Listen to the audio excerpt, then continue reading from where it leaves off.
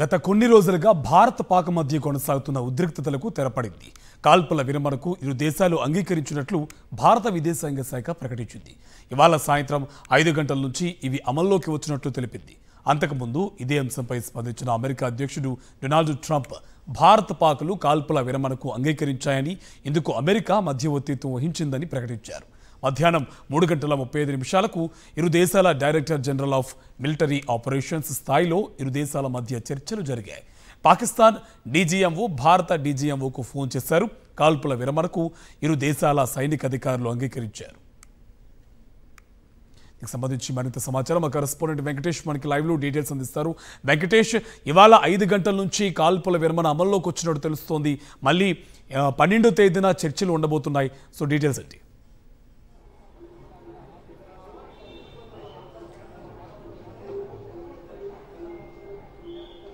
కాల్పుల విరమణ అమల్లోకి వచ్చింది. పాకిస్తాన్ శరణు వేడింది. ఆ నేపథ్యంలో కాల్పుల విరమణకు భారత్ కూడా ఒప్పుకున్నటువంటి పరిస్థితి. సో రెండు దేశాల మధ్య ఒక అవగాహన కుదిరినట్టుగా కేంద్ర విదేశాంగ మంత్రి జయశంకర్ ప్రకటించారు. సో ఫర్దర్ గా ల్యాండ్, సీ, ఎయిర్ ఈ రూట్లలో ఎక్కడ కూడా మిలిటరీ యాక్షన్ ఉండదని, ఆ మేరకు రెండు దేశాల మధ్య ఒక అండర్స్టాండింగ్ కుదిరింది. సో ఫర్దర్ గా దీనికి సంబంధించినటువంటి మొడాలిటీస్ అన్ని కూడా మాట్లాడేందుకు ఎల్లుండి డీజీఎంఓ స్థాయిలో, డైరెక్టర్ జనరల్ మిలిటరీ ఆపరేషన్ స్థాయిలో ఇరు దేశాలకు సంబంధించినటువంటి డీజీఎంఓలు మాట్లాడబోతున్నారు. ఇక నుంచి పాకిస్తాన్ ఏదైనా ఉగ్రవాద చర్య గనుక పాల్పడితే దాన్ని యాక్ట్ ఆఫ్ వార్ గా ప్రకటిస్తామని ఇప్పటికే ప్రభుత్వం నిర్ణయం తీసుకుంది. సో యుద్ధ చర్యగా నిర్ణయించిన వెంటనే right to defend, right to respond అనేటువంటి అధికారం ప్రభుత్వానికి ఉంటుంది. సో పాకిస్తాన్ గుండెల్లోకి దూసుకెళ్లి మరోసారి బుద్ధి చెప్పేందుకు కూడా కంప్లీట్ గా సాయుధ బలగాలన్నిటి కూడా కంప్లీట్ ఫ్రీడమ్ ఇచ్చినటువంటి పరిస్థితి మనం చూస్తాం. సో 7వ తేదీ నుంచి మొదలు పెడితే 76 గంటల్లోనే పాకిస్తాన్ కథ ముగించగలిగింది. ఏకంగా పాకిస్తాన్లో ఉన్నటువంటి బహావల్పూర్ జైషే మహమ్మద్ హెడ్ క్వార్టర్ను టచ్ చేయడంతో పాటు దాన్ని ధ్వంసం చేయడంతో పాటు ఏకంగా పాకిస్తాన్ ఆర్మీ హెడ్ క్వార్టర్ రావల్పిండిలో ఉన్నటువంటి హెడ్ క్వార్టర్లో ఉన్నటువంటి air base Nur Khan air బేస్ను కూడా ధ్వంసం చేయడం ద్వారా ఒక్కసారిగా పాకిస్తాన్ వణికిపోయింది. ఆ నేపథ్యంలో శరణు కోరుతూ అమెరికాను ఈ చర్చల కోసం మధ్యవర్తిత్వం వహించాలని కోరింది. సో అమెరికా రెండు దేశాలతో కూడా మాట్లాడింది. ఆ తర్వాత రెండు దేశాలు పాకిస్తాన్, ఇండియాకు సంబంధించిన డీజీఎంఓలు దీనిపైన ఒక అండర్స్టాండింగ్కి వచ్చినటువంటి పరిస్థితి. కేవలం మిలిటరీ యాక్షన్ మాత్రమే ఇప్పుడు ఆపేశారు. రిమైనింగ్ సింధు నదీ జలాల ఒప్పందం నిలిపివేతకు సంబంధించి యథావిధిగా అది కొనసాగుతుంది. ట్రేడ్ వార్ కొనసాగుతుంది.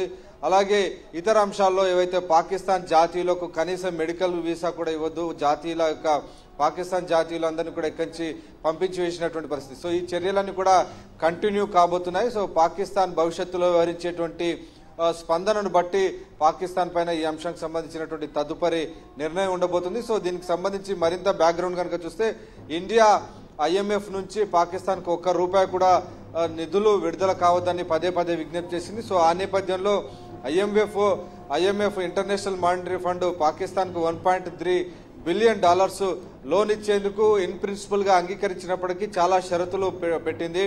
ఖచ్చితంగా ఈ నిధులను ఎట్టి పరిస్థితుల్లో కూడా ఉగ్రవాదానికి మళ్లించొద్దు, ఇమీడియట్ గా ఈ ఉగ్ర చర్యలన్నింటిని కూడా ఆపివేయాలని పాకిస్తాన్ IMF కోరింది. ఒకవేళ ఆ చర్యలు చేపడితేనే తాము ఈ నిధులను విడుదల చేస్తామని స్పష్టమైనటువంటి జవాబు చెప్పింది. సో ఆ నేపథ్యంలో ఒకవైపు ఇంటా బయట కూడా పాకిస్తాన్ ఏకాకిగా మారిపోయింది. ₹1 కూడా బయట నుంచి వచ్చేటువంటి పరిస్థితి లేదు. సో ఈ అప్పు కనీసం పుడితే తప్ప పాకిస్తాన్లో అడ్మినిస్ట్రేషన్ కూడా నడవనటువంటి పరిస్థితి. సో విధిలేని పరిస్థితిలో ఒకవైపు మిలిటరీ పరంగా పూర్తిగా 8 ఎయిర్ బేసులు దెబ్బతిని పాకిస్తాన్ కకా వికలమైంది. ఏకంగా ఎయిర్ డిఫెన్స్ సిస్టమ్ను ధ్వంసం చేయగలిగాం, రాడార్ వ్యవస్థను కూడా ధ్వంసం చేయగలిగాం.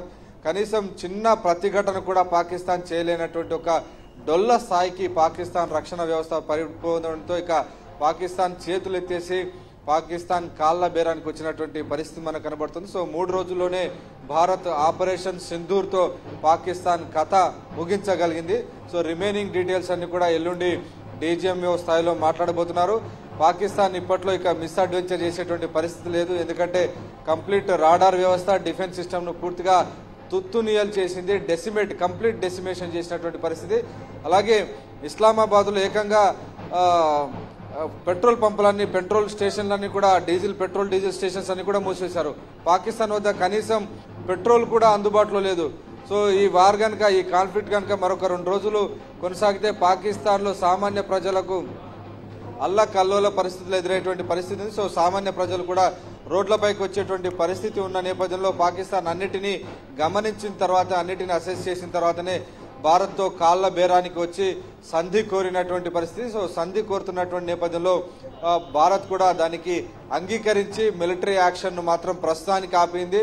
మళ్ళీ గనక ఇలాంటి ఉగ్ర చర్యలకు పహల్గామ్ లాంటి ఉగ్ర చర్యలు కనుక పాల్పడితే దాన్ని యాక్ట్ ఆఫ్ వార్ గా డిసైడ్ చేసి పాకిస్తాన్ ఇప్పుడైతే ఎలాగైతే అనేక ఎయిర్ ఫోర్స్ స్టేషన్లను ధ్వంసం చేసింది, దాదాపు 20-30 చోట్ల పాకిస్తాన్కు అంతులేని తీరని నష్టాన్ని, కొన్ని వందల వేల కోట్ల రూపాయల నష్టాన్ని ఈరోజు భారత్ నష్టపరిచినటువంటి పరిస్థితి. ఎక్కడ కూడా పాకిస్తాన్ జాతీయులను సామాన్య ప్రజలను టచ్ చేయకుండా కేవలం ప్రెసిషన్స్ అటాక్ చేయడం ద్వారా పాకిస్తాన్కు ఒక గట్టి శిక్ష వేయగలిగింది.